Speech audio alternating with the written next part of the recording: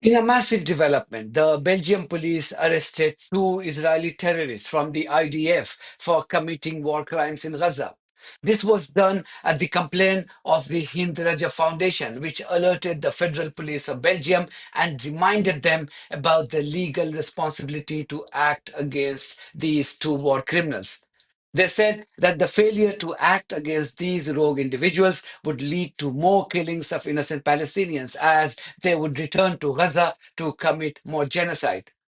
Tayab Abu Jaja, the founder of this amazing organization, had earlier shared a video of these terrorists' presence at the Tomorrowland Music Festival, as he wrote on Twitter.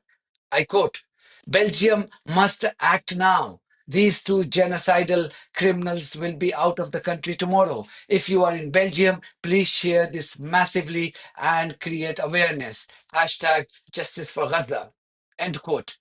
The Hind Rajab Foundation is named after the 6-year-old Palestinian angel who the Israeli terrorists had brutally killed last year by firing 350 rounds of tank shells at her. Yes, these Israeli terrorists fired 350 tank shells to kill a 6-year-old angel. Now you know why the Pope has termed their action a barbarity. Anyway, also joining the Hind Rajah Foundation in exerting pressure on the Belgium Federal Police was Global Legal Action Network, and their sustained effort paid off as the police arrested and interrogated these war criminals. Though they were later released after interrogation, a criminal investigation has been launched against them. The settler colony of Israel tried to downplay the development by claiming that two of its terrorists were arrested for civil disorder. But a statement from the Belgium Justice Department clearly stated, and I quote, these complaints relate to serious violations of international humanitarian law committed in the Gaza Strip. End quote. Reacting to this extraordinary development, the Hind Rajah Foundation said, and I quote, this development is a significant step forward.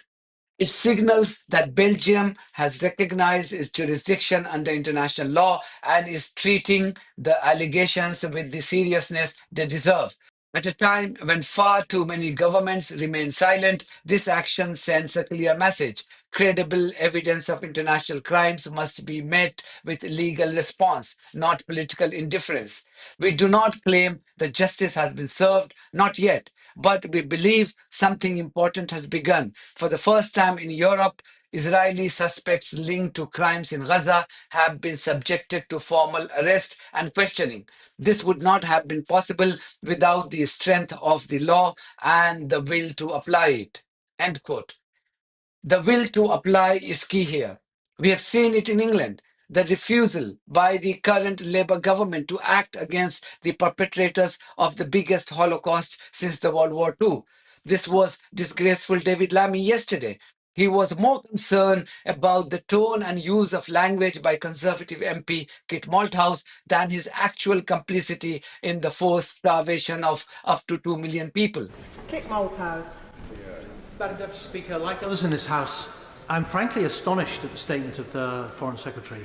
At a time when we've got daily lynchings and expulsions on the West Bank, dozens being murdered as they beg for aid, I'm just beyond words, really, at his inaction and, frankly, complicity by inaction at what is going on. He himself said there's a massive prison camp being constructed in the south of Gaza. He knows that leading genocide scholars from across the world now are ringing the alarm bells, and yet he has the temerity to show up to this House and wave his chequebook as if it's going to salve his conscience. Can he not see that his inaction and, frankly, cowardice is making this country irrelevant? Can he also not see the personal risk to him, given our international obligations, that he may end up at The Hague because of his inaction? And finally, really frankly, an appeal to the Labour backbenchers. We can't get your leadership to change their minds. Only you can, if you organise and insist on change. Before I bring in the Foreign Secretary, can I just remind members that we have got other business to proceed to tonight. So please keep questions and answers short. Foreign Secretary. I understand the fury that the right honourable gentleman feels. But I have to tell him, that it demeans his argument when he personalises it in the way that he does, and it is not, and it's unbecoming and not something that the House expects, particularly of more senior members. Then he was telling Sky News that it wasn't his job to call out the Israeli war crimes. This despicable man still can't call out Israeli crimes, even when dozens of Palestinians are literally dropping dead due to starvation. As I speak, 15 more people, largely children, have lost their lives due to Israeli induced starvation. Israelis have also killed 26 more starving people when they turned up to seek food. British doctor Nick Maynard has just given a damning testimony on how Israelis were shooting Palestinian children dead for fun. But this compromised politicians from the UK wouldn't call out Israeli war crimes. Just to get to the crux of it, do you think genocide might have been committed? Well, I made the assessment way back in September that I believe that there was a clear risk of a breach of international humanitarian law. I have the practitioner's book in my office of all the laws that could be breached. There are things like proportionality. There are things like deconfliction, so that aid workers and journalists are not killed despite conflict going on.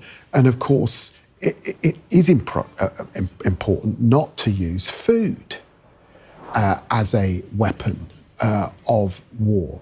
I made the assessment that there was a clear risk of a breach of international humanitarian law, and for that reason we suspended arms sales that could be used in Gaza. I recognise in the debates that are going on, in the end it will be for the International Criminal Court and the International Court of Justice to make a determination on the substance of what is being said. But what my responsibility is to ensure that the British government, and as a consequence our public, are not complicit in anything that could be a breach of international humanitarian law, and that's for that reason we're not sending arms to Israel that could be used in Gaza. Now you can understand why MPs like Kit Malthouse are so angry with these lots. Many have accused Lamy and his boss Keir Starmer of having blood of Palestinians on their hands. Others on social media have blamed their constituents for supporting pro-genocide politicians. Meanwhile, the biggest concern for a convicted felon and a suspected pedophile called Donald Trump is to pull out of the UNESCO. Why? Because it's perceived to be anti-Israel. So the guy who won elections on Make America First or Make America Great or America First campaign is now taking every action which is Make Israel First or Make Israel Great again. It has nothing to do. All his actions, foreign policy, have nothing to do with America.